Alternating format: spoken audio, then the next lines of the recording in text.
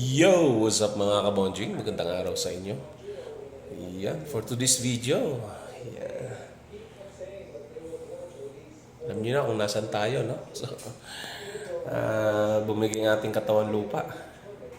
Medyo nahihirapan. So, nandito tayo ngayon.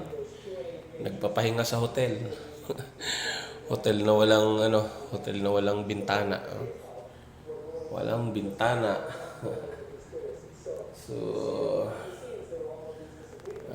first day natin, no? First day. Ngayon, araw po ngayon ng Sabado. So, kagabi, medyo nahirapan huminga. Dahil sa atake ng asthma natin. At the same time, meron tayong cough, yung abo, sipon. And, syempre, kailangan agapan natin. No? Alam naman natin na yung mga may hika dyan, mga kahika. So, kailangan agapan lagi.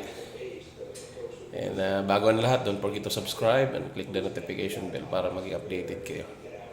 So, first day natin ngayon. But syempre, ano ba ang mga immediate remedies para maagapan natin, lalo na pagdating sa bahay? Syempre, hindi mawawala dyan ang Sherang. Ayan, syempre. Ito yung lagi kong sinasabi sa inyo. Yung ating Seretide, salmeterol, proticazone, propionate. Yan. So, yan. No? So, mga mahika, hindi nawawala dapat yan. Para, teka ha. Hirap pang mag-vlog pag may ano. Lagyan natin sa dibdib natin. So, yan. Yung ating Seretide. And of course, makapansin niyo naka-oxygen tayo. Hirap nga tayo. No? So, habol-hining na tayo. Pero syempre, yung natin, hindi mawawala yan. Yung ating Seretide. So, sinabi rin ng doktor na wag tuloy pa rin kasi malaking bagay yan. Yung nagpapaluwag sa mga kalamnan natin, mga kahika, mga kabonjing. So,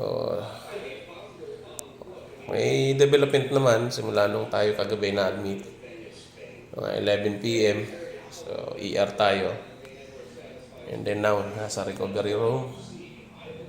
Papagaling. At dahil dito, ayan, malaking bagay itong ating Seretide na to. Itong salmeterol natin. So, talagang nakakapagdugtong ng buhay. No?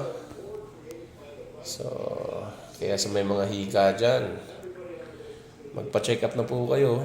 And then, try nyo kung ano yung mga remedies na pwedeng sabihin ng doktor sa inyo. Mahirap po. Kasi ito yung ating, dito nagsimula ang ating buhay. Lungs, saka hininga. Pagka mahirapan ho kayong huminga, naku po. Tapos ang buhay natin. So, kailangan agapan. Agapan nyo na. So, lessons learned lagi yan. Pagka ganito, kailangan sugod na agad. Kasi napakahirap. Dumating sa punto na talagang uupo na lang kasi hindi makahinga ng maayos. No? So, nag-trigger naman yung asthma ko, kaya umatake yung asthma dahil nagkaroon ako ng ubo, dry cough. So, alam mo yung salitang kali na tahol ng tahol. Ubo ka ng ubo. Wala ka namang nilalabas na plema. So, dry cough, napakasakit sa dibdib, sa likod. And wala kang nilalabas. And yun, siyempre, lalo na pag hypertensive. Ako hypertensive din. Then isa rin sa mga nagdudulot. No? Ang hirap sa paghinga. And dahil nga asthma, ubo, kumikipot yung daluyan. Tapos nagkaroon ng hazy, yung tumutunog, yung sa mga nakakaranas ng Pag inuubo ay tumutunog yung ano. So, yun. Agapan nyo na pagka gano'n. No? Sugod na agad, pa-check up. And, yun. Pag may pera, meron namang mas mura na ganito eh. Meron din namang medyo mahal ng konti. So, depende sa doktor na isasuggest nila sa inyo. So, there you have it.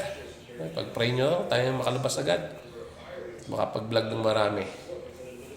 So, don't forget to subscribe and click the notification bell para maging updated po kayo sa ating mga videos. No? So, yan.